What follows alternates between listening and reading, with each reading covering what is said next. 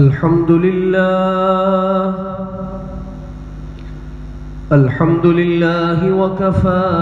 وسلام على عباده الذين اصطفى أما بعد فأعوذ بالله من الشيطان الرجيم بسم الله الرحمن الرحيم ليس البر أن تولوا وجوهكم قبل المشرق والمغرب ولكن البر من آمن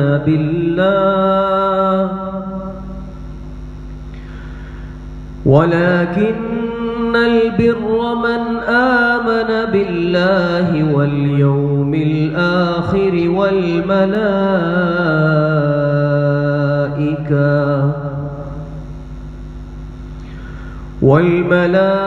والملائكة والكتاب والنبيين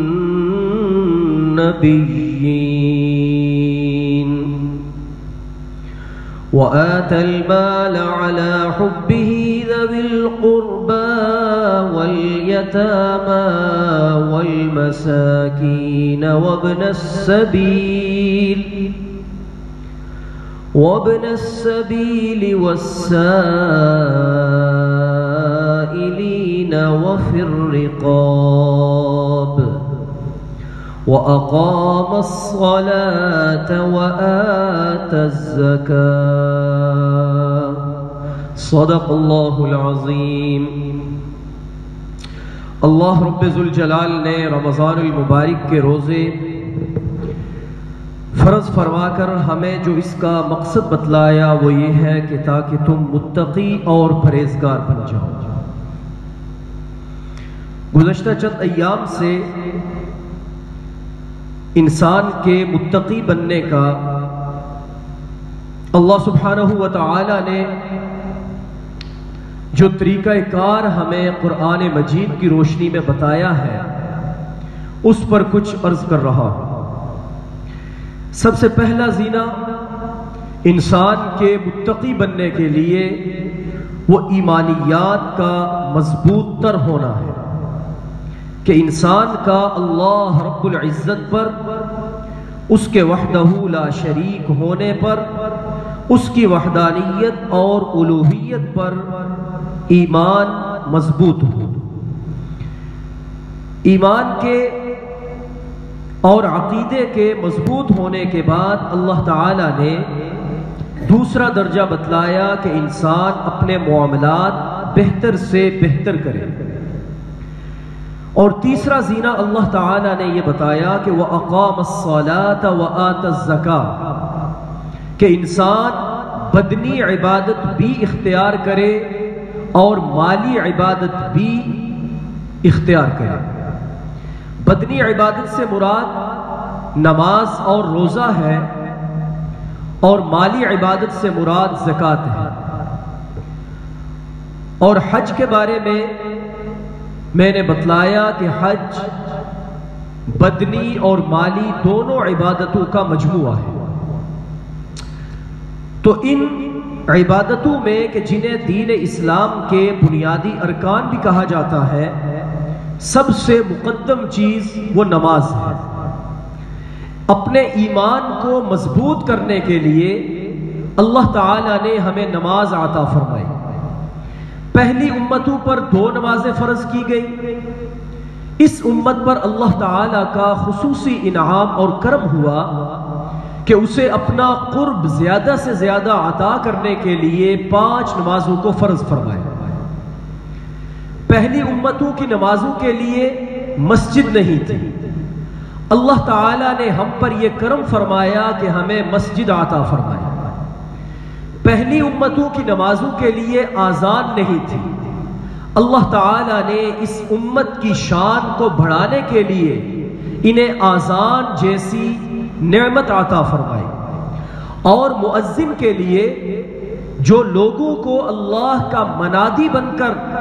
اس کے گھر میں نماز پڑھنے کے لیے بلاتا ہے، اس کے لیے اللہ تعالی نے یہ اعلان فرمایا کہ کل قیامت کے دن اللہ رب العزت کی منادی اور آذان دینے والا مؤذن وہ سب سے بلند جگہ کے اوپر کھڑا ہو۔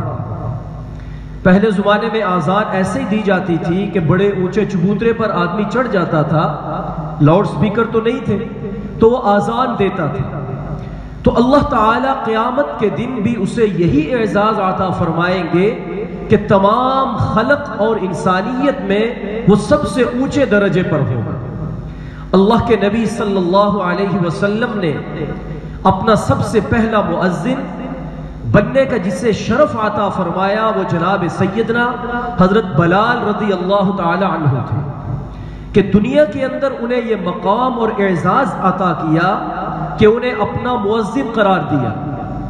اور خانہ کعبہ کی چھت پر چڑھ کر سب سے پہلے آذان حضرت بلال رضی اللہ تعالی عنہ نے دی۔ مسجد نبوی کے مؤذن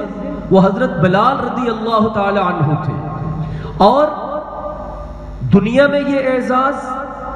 اور اللہ کے نبی علیہ السلام نے فرمایا کہ کل قیامت کے دن سب سے پہلے جنت کے اندر میں داخل ہوں گا، اور جب میں جنت میں داخل ہونے کے لیے اپنی جنتی سواری پر بیٹھ جاؤں گا تو اس کی رسی لٹک رہی ہوگی، جو کہ اس بات کی علامت ہوگی کہ کوئی کوچبان اس رسی کو پکڑے گا۔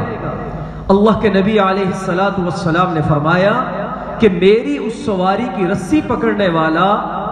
میرا صحابی حضرت بلال ہوگا، کہ وہ اللہ کے نبی کی اونٹنی کو پکڑ کر آپ علیہ السلام کی اونٹنی کے ساتھ جنت میں داخل ہونے والے سب سے پہلے صحابی ہوں گے۔ آذان دینا،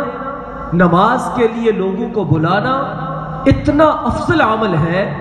کہ حضرت علی رضی اللہ تعالی عنہ اکثر فرمایا کرتے تھے کہ کاش کہ میں اپنے حسن اور حسین کے لیے اللہ کے نبی علیہ السلام سے مسجد نبوی کی آذان مانگ لیتا کہ آپ انہیں مسجد نبوی کا مؤذن لگا دیں، یعنی اتنا بڑا یہ اعزاز ہے۔ اور حضرت عمر فاروق رضی اللہ تعالی عنہ کے بارے میں آتا ہے کہ آپ یہ فرمایا کرتے تھے کہ اگر اللہ تعالیٰ نے مجھ پر خلیفہ بننے کا بوجھ نہ دیا ہوتا، اگر مجھ پر لوگوں کی خلافت اور امارت کا بوجھ نہ ہوتا، تو میں اس بات کو پسند کرتا کہ میں مسجد نبوی کا مؤذن بن جاؤں۔ جنگ قادسیہ جب ہوئی، مشہور اسلامی لڑائی ہے، اس میں مؤذن زخمی ہو گیا، تو اب آذان دینے والا کوئی تھا نہیں، تو اس وقت جتنے سردار صحابہ تھے وہ آپس میں لڑنے لگ گئے اس بات پر۔ ایک کہتا تھا کہ آذان میں دوں گا، دوسرا کہتا تھا کہ آذان میں دوں گا، حتیٰ کہ قرعہ نکالا گیا، اور جس کے نام قرعہ نکلا پھر اس نے آذان دی۔ عرض میں یہ کر رہا ہوں کہ آذان دینا اللہ رب العزت کے ہاں اتنا مقبول عمل ہے، اتنا اعزاز والا کام ہے۔ آپ خود اندازہ کریں کہ اگر آپ کو علاقے کے کسی بڑے آفیسر کی طرف سے مقرر کر دیا جائے تو لوگ یہ کہتے ہیں کہ یہ اس کا نمائندہ ہے، تو مؤذن کس کا نمائندہ ہوتا ہے؟ وہ کوئی خود سے تو لوگوں کو نہیں بلا رہا ہوتا کہ آؤ میری نماز کی طرف، آؤ میری کامیابی کی طرف، وہ لوگوں کو اللہ تعالیٰ کی طرف سے نمائندہ بن کر یہ بلا رہا ہوتا ہے کہ آؤ اللہ کے گھر کی طرف، اللہ تمہیں بلا رہے ہیں،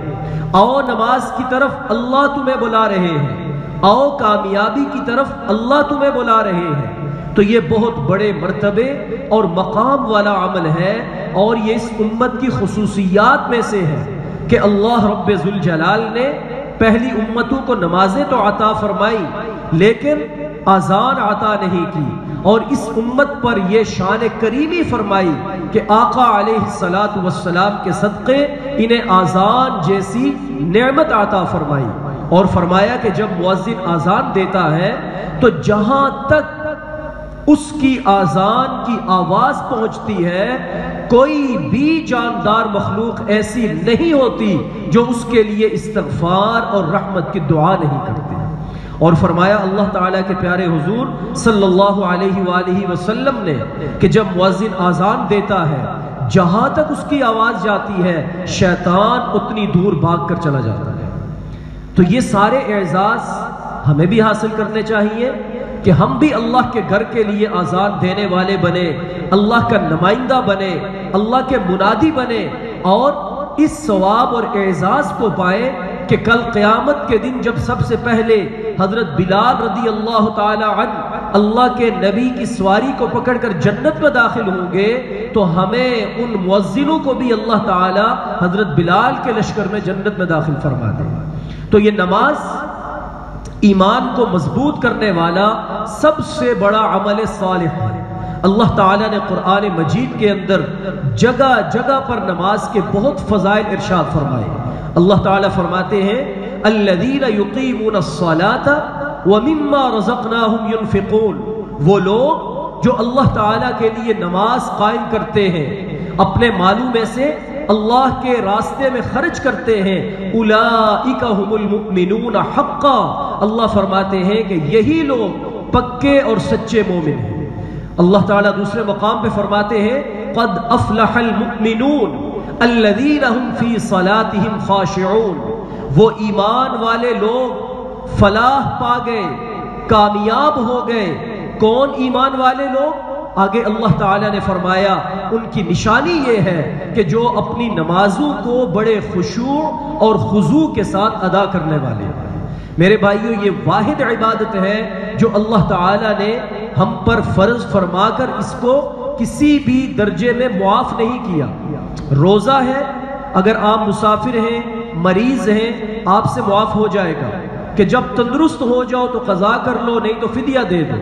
اسی طریقہ سے زکوٰۃ ہے، جب تک آپ ایک مخصوص مال کے مالک نہ بن جائیں اور جب تک سال نہ گزر جائے وہ آپ پر فرض نہیں ہوگی۔ اسی طرح حج ہے، آپ صاحب استطاعت ہوں گے، جانے کے لیے صحت اور تندرستی ہوگی تو اللہ تعالیٰ نے فرمایا کہ حج فرض ہے۔ لیکن نماز کے لیے کیا فرمایا؟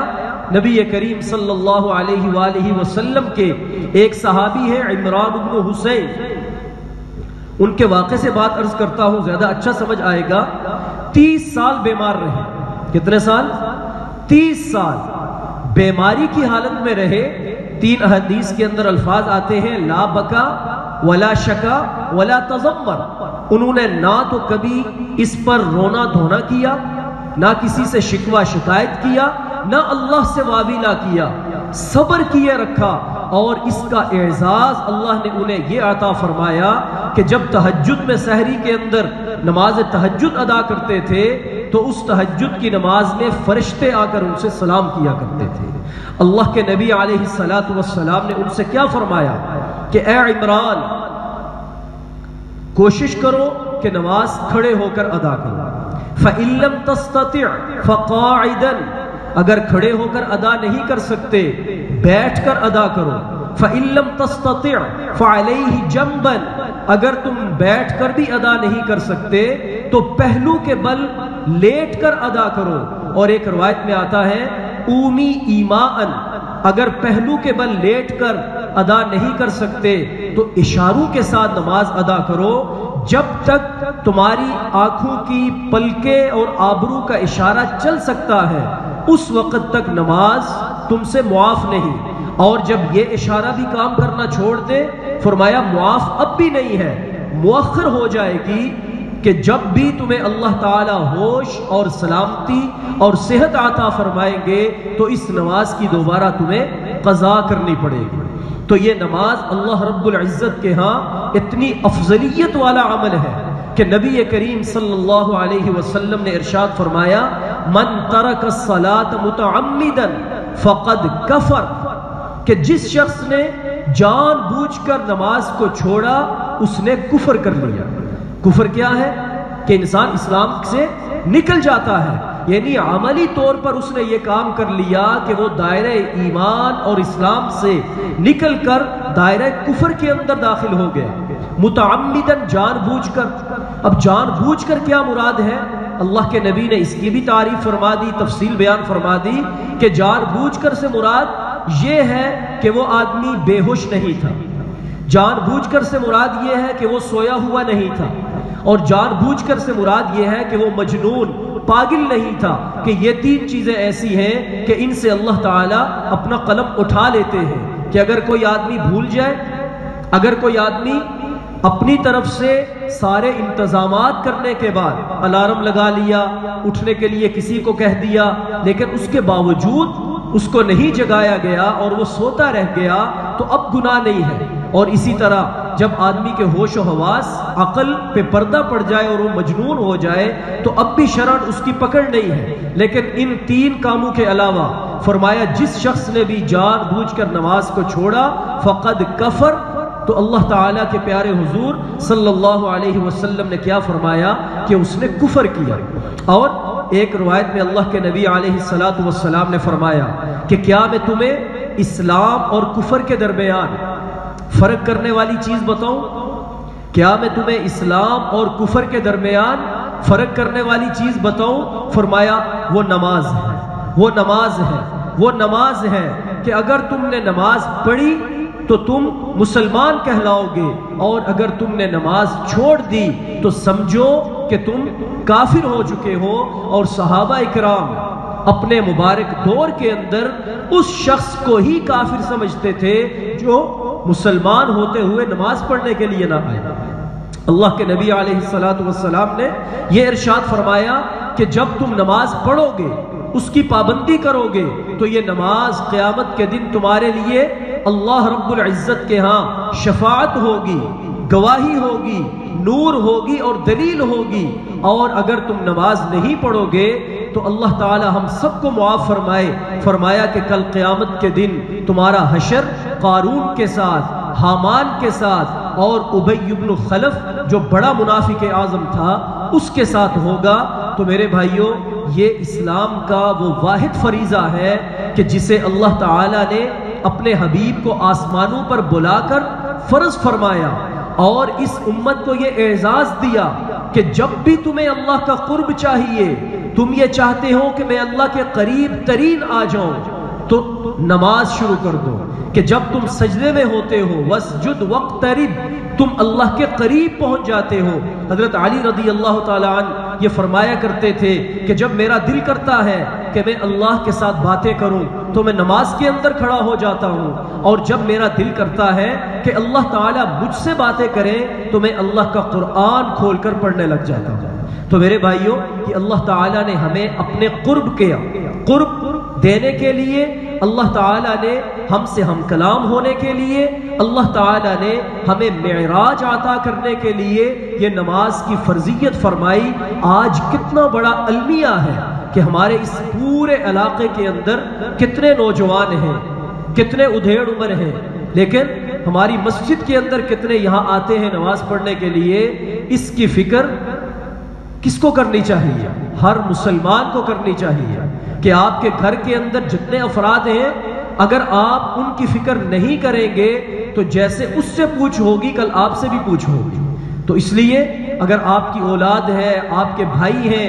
اور حتیٰ کہ آپ کے والد ہیں، وہ نماز پڑھنے کے لیے نہیں آتے تو آپ کا فرض بنتا ہے کہ ان کو دعوت دیں، ان کو اللہ کے گھر کی طرف لائیں، ان کو یہ بتائیں کہ اللہ رب ذوالجلال نے ایک مسلمان اور ایک کافر کے درمیان جو فرق کرنے والی چیز بتائی ہے وہ نماز ہے، اور اگر نماز نہیں ہے تو وہ انسان عملاً کافر ہو جاتا ہے۔ اللہ رب العزت ہمیں اہتمام کے ساتھ 5 وقت باجماعت نماز ادا کرنے کی توفیق عطا فرمائے۔ وآخر دعوانا الحمدللہ رب العالمین۔ الحمدللہ رب العالمین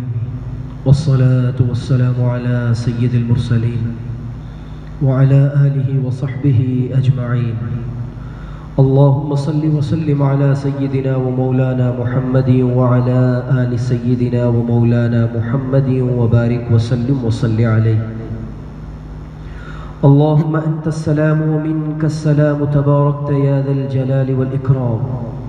سمعنا وأطعنا غفرانك ربنا وإليك المصير۔ ربنا آتنا في الدنيا حسنة وفي الآخرة حسنة وقنا عذاب النار۔ یا اللہ ہم سب پر اپنا فضل اور کرم فرما، اے اللہ ہم سب پر اپنی خاص رحمتیں اور برکتیں نازل فرما، اے اللہ ہم تجھ سے اپنے تمام گناہوں کی معافی چاہتے ہیں، ہمیں معاف فرما دے، اے اللہ ہم تجھ سے تیری بخشش اور مغفرت طلب کرتے ہیں، اے اللہ ہم سب کی مغفرت فرما دے، اے اللہ ہم سب کو صراط مستقیم پر چلا، ہر عمل میں اخلاص عطا فرما، اے اللہ تمام عبادات تمام معاملات بہتر سے بہتر تر کرنے کی توفیق عطا فرما، اے اللہ تمام مرحومین کی مغفرت فرما، تمام بیماروں کو شفاء کاملہ عاجلہ عطا فرما، اے اللہ جو جس پریشانی کا شکار ہے ہر ایک کو اطمینان اور سکون نصیب فرما، عافیت اور سلامتی عطا فرما، اے اللہ جن احباب نے دعاؤں کے لیے کہا سب کی جائز حاجات پوری فرما۔ ربنا تقبل منا انك انت السميع العليم وتب علينا انك انت التواب الرحيم، وصلى الله تعالى على خير خلقه محمد وعلى آله واصحابه اجمعين، آمين برحمتك يا ارحم الراحمين۔